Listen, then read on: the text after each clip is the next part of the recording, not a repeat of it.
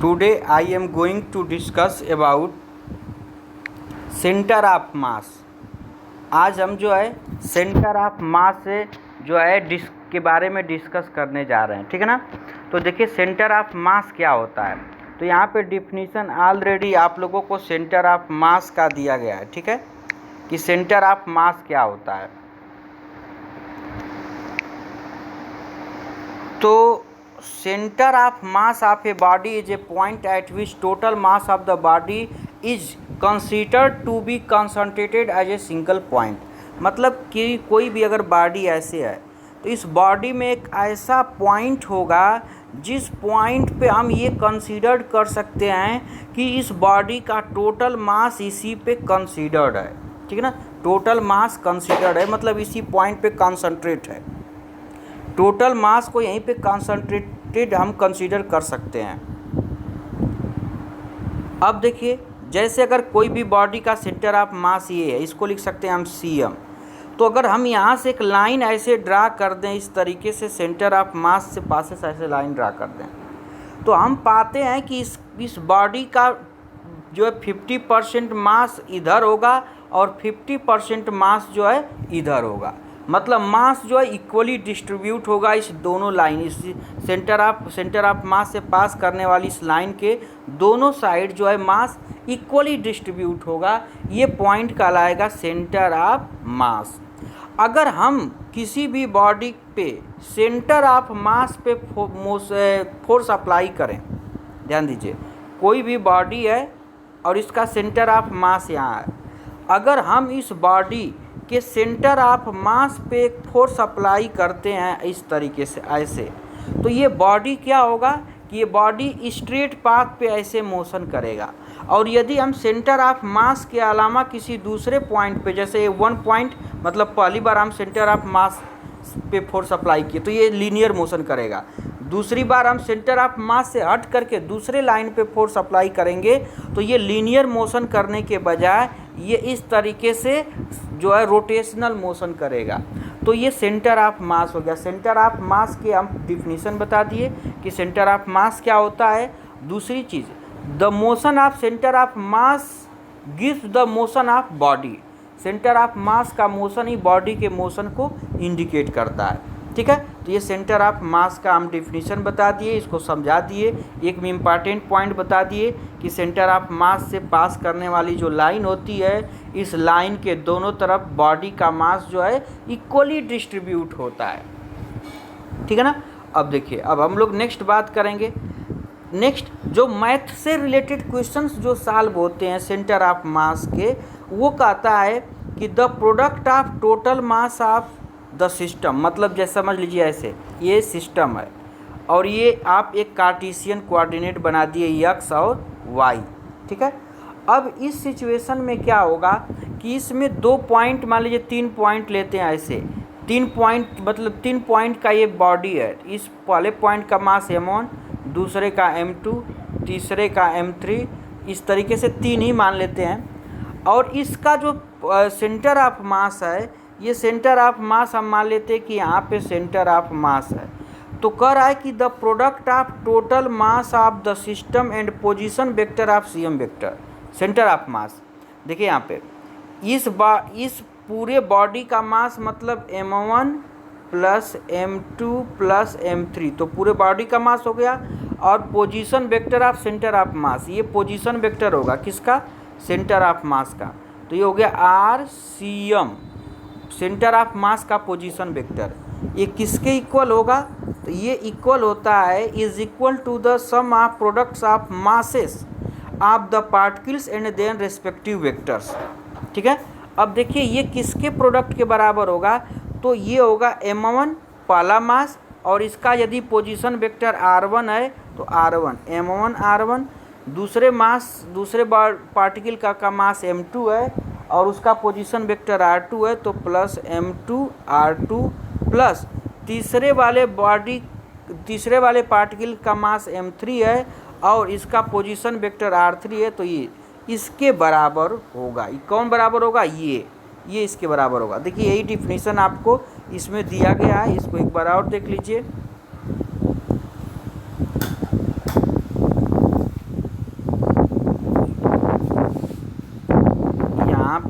बार और देख लीजिए क्या कहा जा रहा है। करा द प्रोडक्ट ऑफ टोटल, यहाँ पे ध्यान देखिए, the product of total mass of the system and position vector of centre of मास। पूरे बॉडी का मास, देखिए यहाँ पे इस तरीके से, पहले इसको इरेज कर लेते हैं, ये इरेज हो गया। और यहाँ पे एक सिस्टम बनाते हैं ऐसे, इसमें 3 पार्टिकल लेते हैं, पहला पार्टिकल, दूसरा पार्टिकल, ये 3 पार्टिकल का सिस्टम है। इसका मास है m1, इसका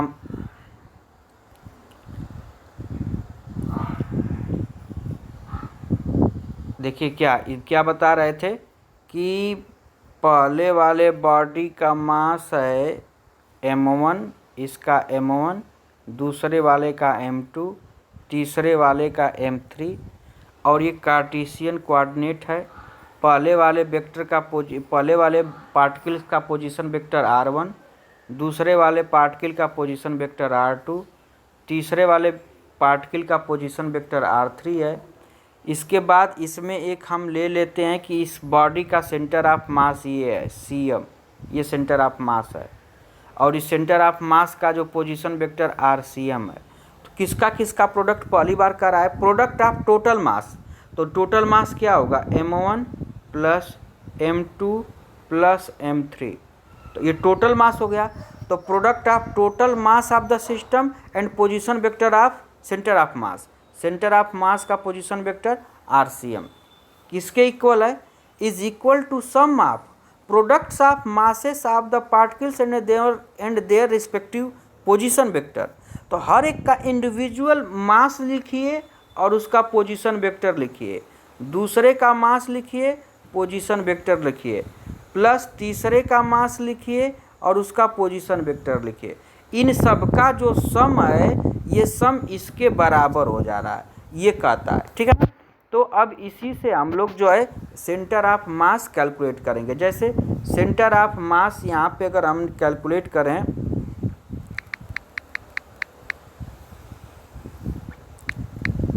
centre of mass of system of 2 particles, यदि 2 पार्टिकल का सिस्टम है, जैसे अभी हम 3 पार्टिकल का बताए थे, तो 2 पार्टिकल का सिस्टम है, तो 2 पार्टिकल के सिस्टम में यहाँ पे हम ऐसे ले सकते हैं,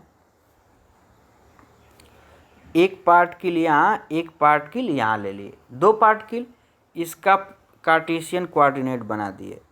अब इसमें क्या करेंगे, पोजीशन वेक्टर इसका r1, इसका मास m1, इसका पोजीशन वेक्टर r2, मास m2, और इसका जो सेंटर ऑफ मास लेंगे, तो सेंटर ऑफ मास कहीं और इसमें रखते हैं ऐसे, बीच में ये सेंटर ऑफ मास है और इसका पोजीशन वेक्टर है rcm, ठीक है। तो अब वही रूल अप्लाई करेंगे, तो किसका किसका प्रोडक्ट पहले रखेंगे मास ऑफ द बॉडी, तो टोटल मास, तो m1 plus m2 into position vector of centre of mass, centre of mass का position vector rcm equal to sum of product of mass of particles and their position vector. तो पहले वाले particle का मास m1, position vector r1, दूसरे वाले particle का मास m2, position vector r2, इस तरीके से लिख सकते हैं। तो यहाँ से rcm का क्या फार्मूला हो जाएगा, तो rcm का फार्मूला होगा m1 r1 plus m2 r2 अपान m1 प्लस m2, ये चीज़, ठीक है ना। अगर देखिए इसी में क्वेश्चन ये दे देता है कि अगर सेंटर ऑफ मास जो दिया हुआ है, ये मतलब एक्स वाई में दिया हुआ है, centre of mass Cartesian coordinate में कोऑर्डिनेट सिस्टम के हिसाब से दिया हुआ है। जैसे हम एक बॉडी बनाते हैं, यहाँ पे बॉडी में इसका जो है पोजीशन वेक्टर x1 y1, पहले पार्टिकल का x1 y1, दूसरे वाले पार्टिकल का पोजीशन वेक्टर x2 y2, और जो सेंटर ऑफ मास है, ये सेंटर ऑफ मास है, इसका पोजीशन xcm और ycm इस तरीके से दे दे, ऐसे लिखेंगे xcm और ycm, क्योंकि कोऑर्डिनेट लिखने के लिए 2 चाहिए, x y चाहिए, तो इस तरीके से लिख देंगे। तो इस सिचुएशन में क्या होगा, इस सिचुएशन में सेंटर ऑफ मास भी निकलेगा तो x y के फॉर्म में लिख लेगा, ठीक है। तो हम देखिए कैसे इसको करेंगे,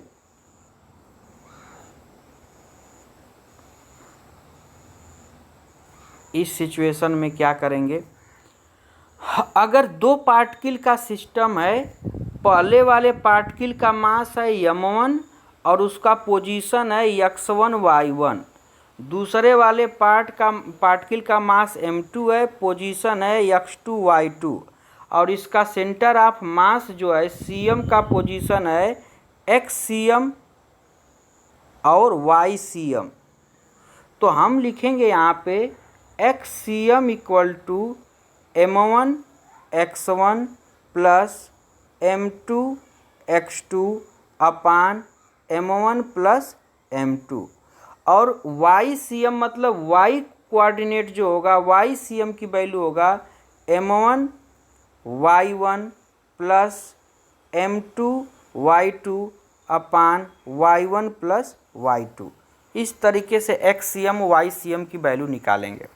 अगर बहुत सारे पार्टिकल्स उसमें है, centre of mass of A system of many particles, बहुत सारे पार्टिकल्स हैं, तो उसके लिए कैसे सेंटर ऑफ मास निकालेंगे, तो पहले पोजीशन वेक्टर के फॉर्म में देख लीजिए। RCM इक्वल टू हो जाएगा m1 x1 प्लस m, ऐसे लिखेंगे, लिखा जाएगा RCM equal to m1 r1 plus m2 r2 plus dot dot dot जहाँ तक है upon m1 plus m2 plus m3 dot dot dot. इस तरीके से अगर कोऑर्डिनेट सिस्टम में लिखना है तो एक्स वाई में लिखेंगे xcm equal to m1 x1 plus m2 x2 dot dot dot dot कर देंगे अपान m1 plus m2 plus m3, ठीक है। और ycm लिखेंगे तो ycm इक्वल टू हो जाएगा m1 y1 plus m2 y2 dot dot dot dot upon m1 plus m2 plus m3। इस तरीके से आप यहाँ पे लिखेंगे, ठीक है।